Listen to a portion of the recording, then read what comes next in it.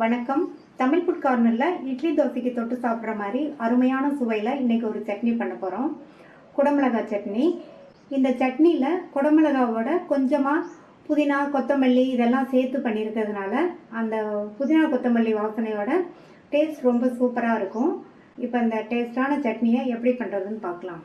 இது வரைக்கும் நம்ம சேனலில் சப்ஸ்கிரைப் பண்ணாதவங்க சப்ஸ்கிரைப் பண்ணிவிட்டு பக்கத்தில் உள்ள பெல் பட்டனையும் கிளிக் பண்ணிக்கோங்க. இந்த பேனில் 4 டீஸ்பூன் எண்ணெய் சூடாயிடுச்சு.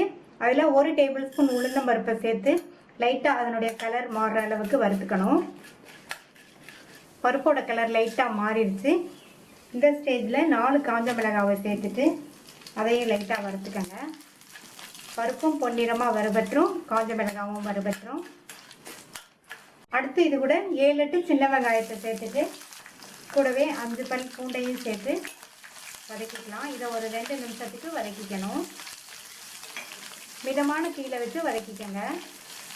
நான் இதில் 4 காஞ்ச மிளகாய் சேர்த்துருக்கேன். நீங்கள் உங்கள் காரத்துக்கு தகுந்தபடி சேர்த்துக்கங்க. 4 காஞ்ச மிளகாய் கரெக்டாக இருக்கும். வெங்காயமும் பூண்டும் 2 நிமிஷம் வதங்கிடுச்சு. 2 குடமிளகாய், இது 200 கிராம் இருக்கும். இதையும் சேர்த்துட்டு இந்த குடமிளகாவை மறுபடியும் ஒரு 3 நிமிஷத்துக்கு வதக்கிக்கணும். இந்த குடமிளகாவையும் மிதமான தீயில வச்சு தான் வதக்கிக்கணும். 3 நிமிஷமாக குடமிளகாயை நல்லா வதக்கி விட்டாச்சு. இதில் கட் பண்ண 2 மீடியம் சைஸ் தக்காளி, ஒரு சின்ன கோழிக்குண்டு சைஸ் அளவு புளியையும் சேர்த்து இதில் கொஞ்சமாக உப்பு சேர்த்து வதக்கிக்கலாம். உப்பு சேர்த்தோம்னா தக்காளி நல்லா வேகமாக வதங்கிடும். இந்த தக்காளியுமே ஒரு 2 நிமிஷத்துக்கு வதங்கட்டும். தக்காளி சேர்த்து 2 நிமிஷம் வதங்கிருச்சு. அடுத்து இது கூட 1/4 கப் அளவுக்கு கொத்தமல்லி இலையும் 1/4 கப் அளவுக்கு புதினா இலைகளையும் சேர்த்து நல்லா ஒரு பரட்டி விட்டுக்கலாம். இது ரெண்டும் சேர்த்ததுக்கப்புறமா ரொம்ப நேரம் வதக்க வேண்டாம்.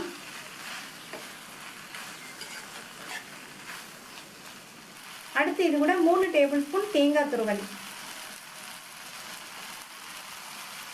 சேர்த்துட்டு நல்லா ஒரு பரட்டி விட்டுட்டு ஸ்டவ் ஆஃப் பண்ணிடலாம்.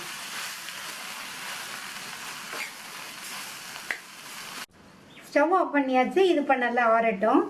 வதக்கி வச்சதெல்லாம் ஆறிடுச்சு. மிக்ஸி ஜாரில் சேர்த்து தக்காளி வதங்கிறதுக்காக கொஞ்சம் உப்பு சேர்த்துருக்கோம். இப்போ இந்த சட்னிக்கு தேவையான அளவு உப்பு, தேவையான அளவு தண்ணி சேர்த்து அரைச்சிக்கலாம்.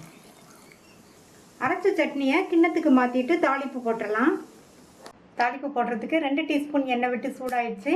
அதில் 1/2 டீஸ்பூன் கடுகு உளுந்து, அடுத்து கருவேப்பிலை. தாளிப்பை இந்த சட்னியில் சேர்த்துடலாம். இந்த டேஸ்டான சட்னியை ட்ரை பண்ணி பார்த்துட்டு உங்கள் கமெண்ட்ஸை சொல்லுங்கள். தேங்க்யூ.